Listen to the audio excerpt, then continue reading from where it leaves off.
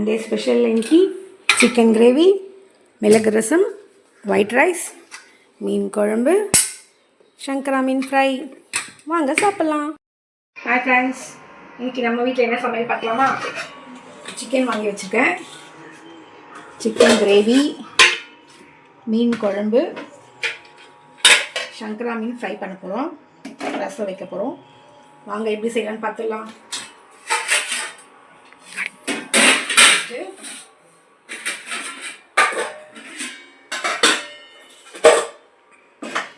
மீன் fry பண்ணுறதுக்கு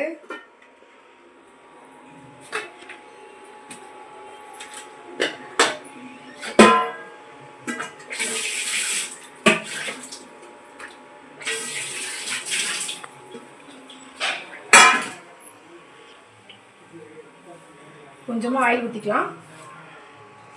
நம்ம oil ஊற்றி மீன் வறுக்கும்போது மீனில் இருக்க மசாலாஸ்லாம் கீழே போகாமல் மீனோட ஒட்டிக்கும். கொஞ்சமாக மஞ்சள் தூள் சேர்த்துக்கலாம்.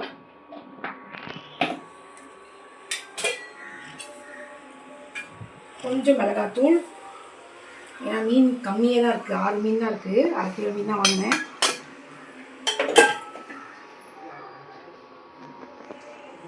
கொஞ்சம் உப்பு சேர்த்துக்கலாம்.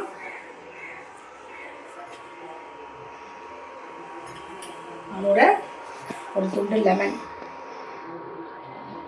சேர்க்கும் போது கொஞ்சம் புளிப்பு நல்லாயிருக்கும். புளிப்பும் உப்பு காரம்லாம் சேர்த்து மீன் வைக்கும்போது மீன் டேஸ்ட் ரொம்ப ஜாஸ்தியாக இருக்கும்.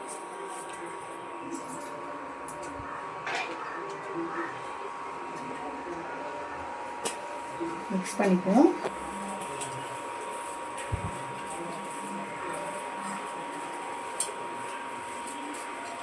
கொஞ்சமாக தண்ணி சேர்த்துப்போம்.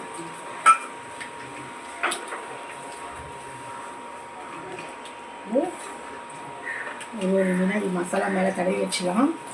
ஒரு 1/2 மணி நேரம் ஊற வச்சுட்டு அதுக்கப்புறம் மீன் வறுத்தோம்னா மீன் ரொம்ப டேஸ்ட்டாக இருக்கும். உள்ள காரெல்லாம் நல்லா ஏறிடும். அதுக்காக தான்.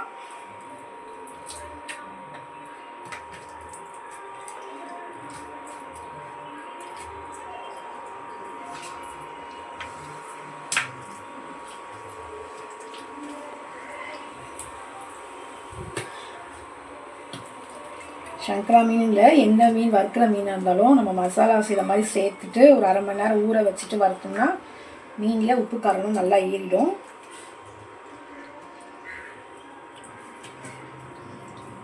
அதில் இருக்க மசாலாவும் கீழே உதறாமல் இருக்கும்.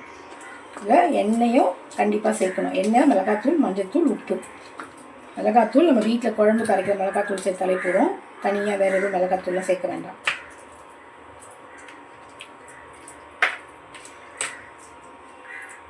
பார்த்திங்கன்னா எல்லா மீனையும் மசாலா வந்துடுச்சு.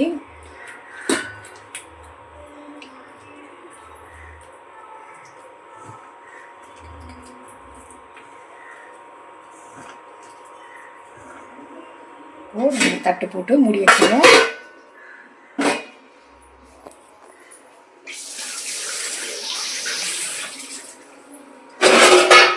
நெக்ஸ்ட்டு மீன் குழம்பு வச்சுக்கலாம். ஸ்டவ் பற்ற வச்சுக்கலாம். வச்சுட்டு கடாய் சூடாகட்டும். கொஞ்சமாக ஆயில் சேர்த்துக்கலாம்.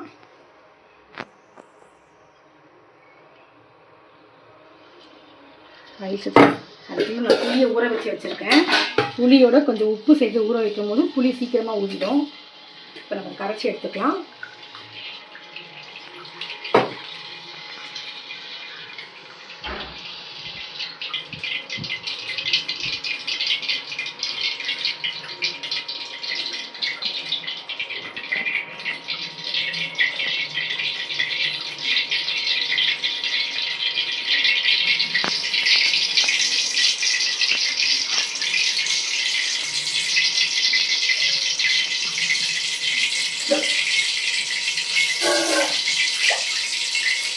இதே கரைச்சி எடுத்துப்போம்.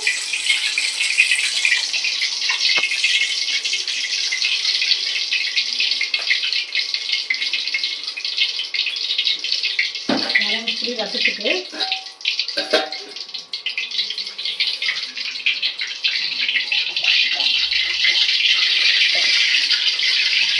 எண்ணெய் காஞ்சிச்சு. இதை கொஞ்சமாக கடுகு,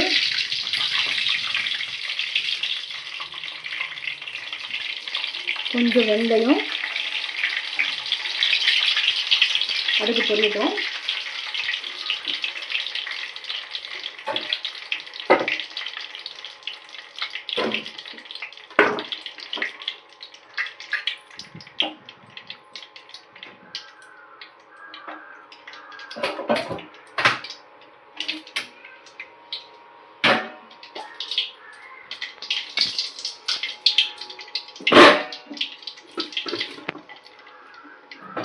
கடுகு பொரிஞ்சிருச்சு. கொஞ்சமாக சின்ன வெங்காயம் உரித்து வச்சுருக்கேன். சின்ன வெங்காயம் கொஞ்சம் சேர்த்துக்கலாம். கருவேப்பிலை கொஞ்சம் சேர்த்துக்கலாம். பூண்டு உரித்து வச்சுருக்கேன்.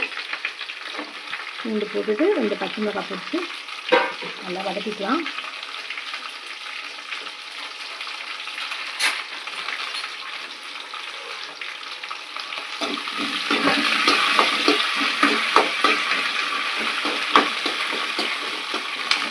இது கொஞ்சம் நேரம் நல்லா வதங்கட்டும். அதுக்குள்ளே நம்ம ரசம் ரெடி பண்ணிக்கலாம்.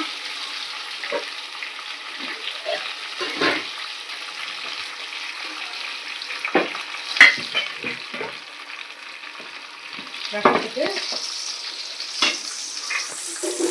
கொஞ்சமாக சீரகம், கொஞ்சம் மிளகு போட்டு மிக்ஸி ஜாரில் போட்டு அரைச்சி கொண்டு வந்துடலாம்.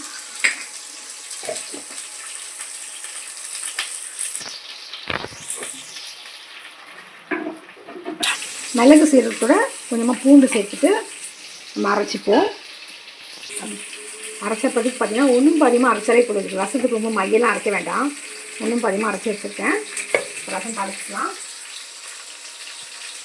அதுக்குள்ள பார்த்தீங்கன்னா வெங்காயம் வதக்கி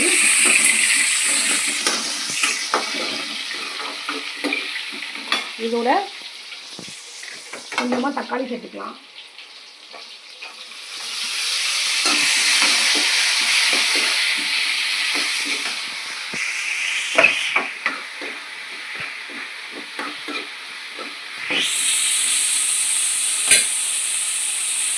தக்காளி வதங்கட்டும்.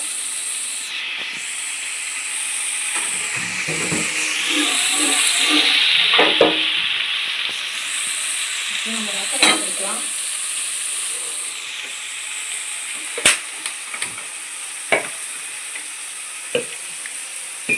ரசத்துக்கு புளி கரைச்சி வச்சுருக்கோம் இல்லையா,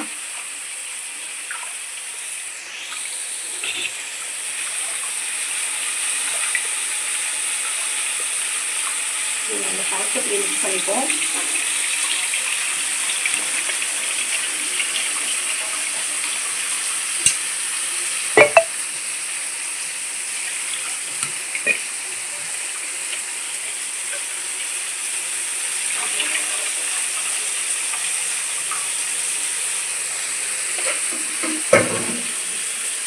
இதோட கொஞ்சமாக மஞ்சள் சேர்த்துப்போம்.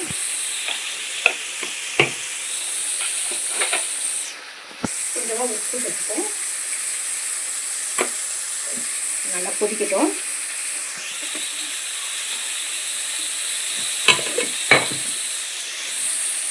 தக்காளி வெங்காயம் வதங்கிடுச்சு.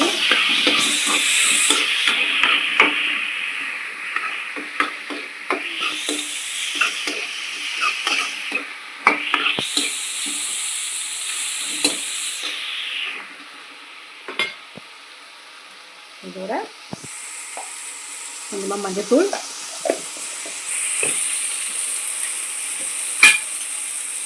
கொஞ்சமாக குழம்பு மிளகாத்தூள்,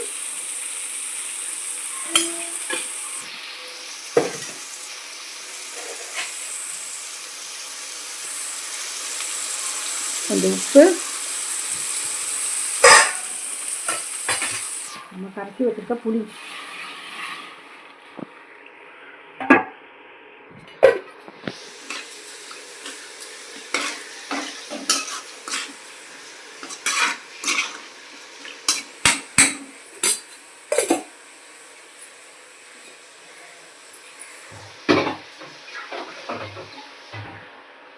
கொஞ்சமாக தண்ணி ஆட் பண்ணிவிட்டு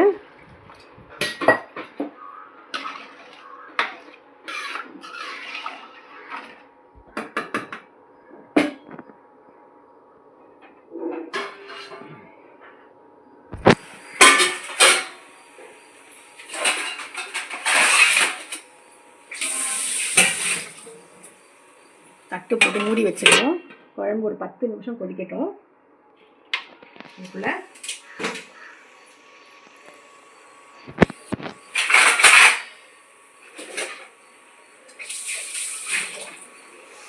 சின்ன கடாயை வச்சு ரசத்துக்கு தாளிப்பு போட்டுப்போம்.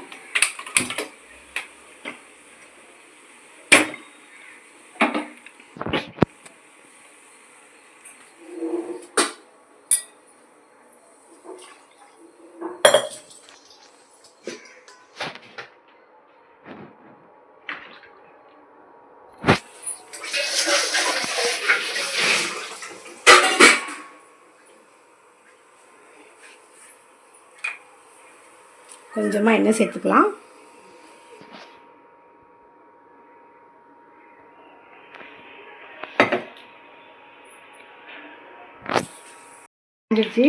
கடுகு போட்டுப்போம். கடுகு பொரிஞ்ச பிறகு பச்சை மிளகாய் 2 சேர்த்துக்கலாம்.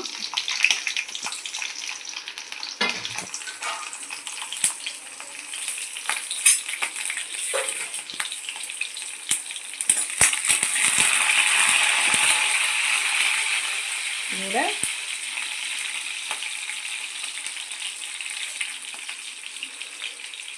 2 தக்காளி சேர்த்துக்கலாம்.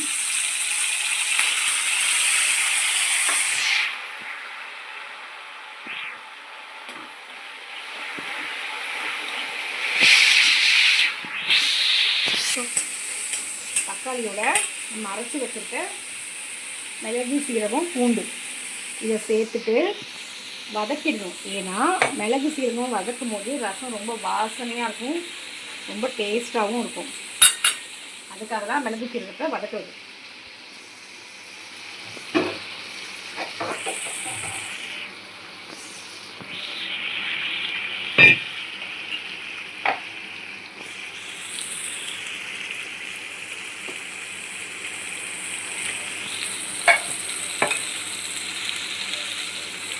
மிளகு சீரகம் தக்காளி எல்லாத்தையும் வதக்கிட்டு நம்ம ரசத்தோட மிக்ஸ் பண்ணிக்கலாம்.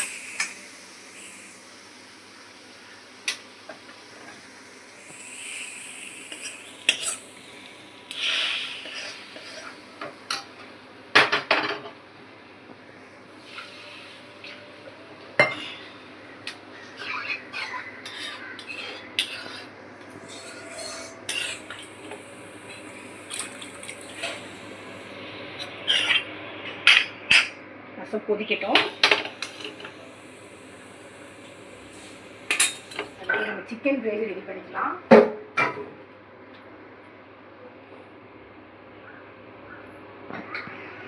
சிக்கன் கிரேவிக்கு ஒரு குக்கர் வச்சுட்டு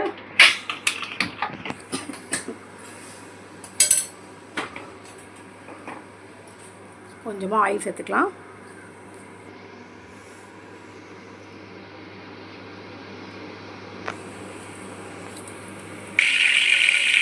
எண்ணெய் காஞ்சிச்சு. இப்போ 2 இலை, பட்டை, கிராம்பு எல்லாம் சேர்த்துக்கலாம். சேர்த்துட்டு இதோடைய நம்ம அரைஞ்சி வச்சுருக்க வெங்காயத்தை ஆட் பண்ணிக்கலாம். நான் பண்ணுற அரைக்கிற சிக்கன் இது. வெங்காயம் கொஞ்சம் வதங்கட்டும்.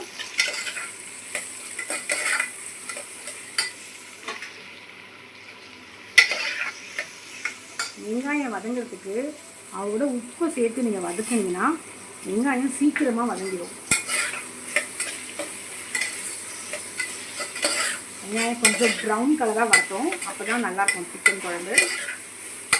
சிக்கன் குழம்பா இருந்தாலும் சரி, கிரேவியாக இருந்தாலும் சரி, எந்த சமையல் பண்ணாலுமே வெங்காயம் நல்லா வதங்கணும், ப்ரௌன் கலராக வரணும். பார்த்தீங்கன்னா இப்போ கொதிச்சிருச்சு. ரசம் ரொம்ப நேரம் கொதிச்சா நல்லா இருக்காது. இந்த மாதிரி நுரை வந்துருக்கு இல்லையா, இந்த மாதிரி நுரை வரும்போது ஆஃப் பண்ணாலே போதும். இப்போ ஆஃப் பண்ணும்போது இதோட கொஞ்சோண்டு பெருங்காயத்தூளை மிக்ஸ் பண்ணிவிட்டு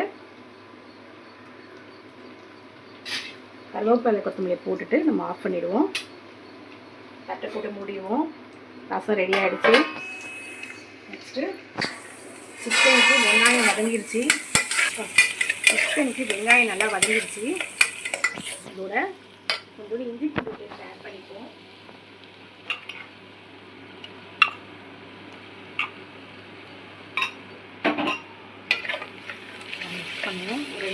நிமிஷம் நல்லா மிக்ஸ் ஆகட்டும். இஞ்சி பூண்டு ஸ்மெல் நல்லா வரட்டும்.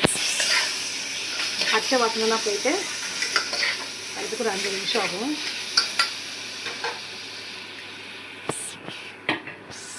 மீன் குழம்பு கொஞ்சம் சிச்சா பார்ப்போம். குழம்பு நல்லா கொதிச்சிருச்சு பாருங்கள். நல்லா குழம்பு கொதி வந்துடுச்சு.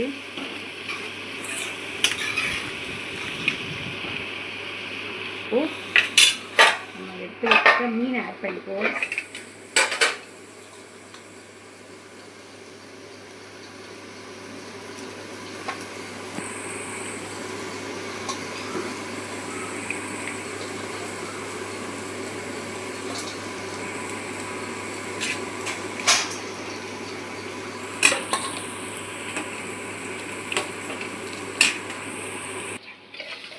இஞ்சிப்பூண்டு வதங்கிட்டு எடுத்து வச்ச தக்காளி ஆட் பண்ணிப்போம்.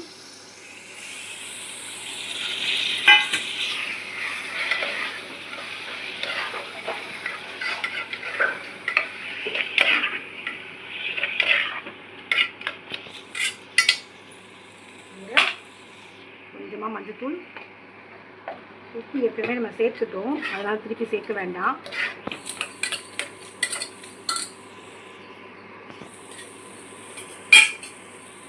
குழம்பு மிளகாத்தூள்,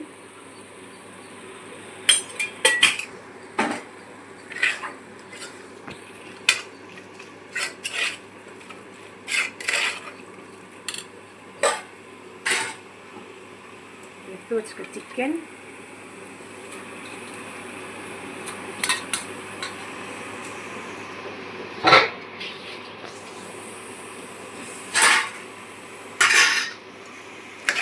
கலந்து விட்டுப்போம்.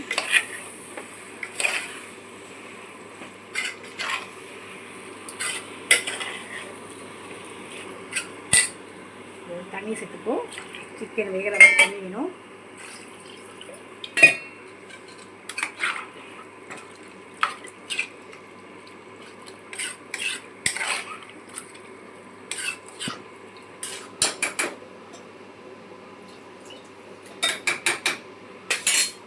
மூடி போட்டுட்டு ஒரு 3 விசில் கழிச்சு நம்ம ஆஃப் பண்ணிக்கலாம்.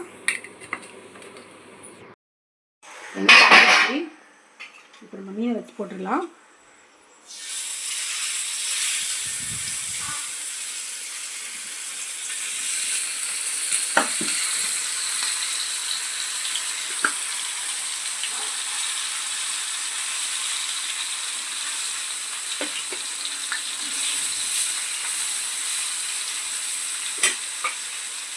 அதை 2 கருவேப்பிலையே போட்டுக்கலாம்.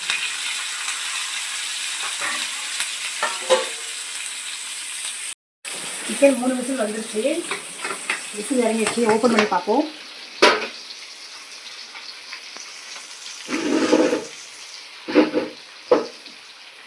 நல்ல சிக்கன் கிரேவியாக வந்திருக்கு.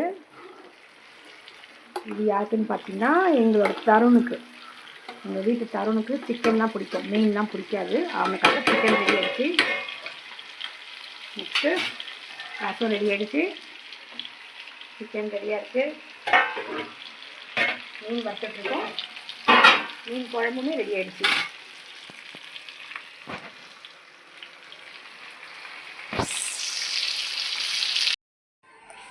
மீன் குழம்பு, மீன் வறுவல், சிக்கன் கிரேவி, அவிச்ச முட்டை.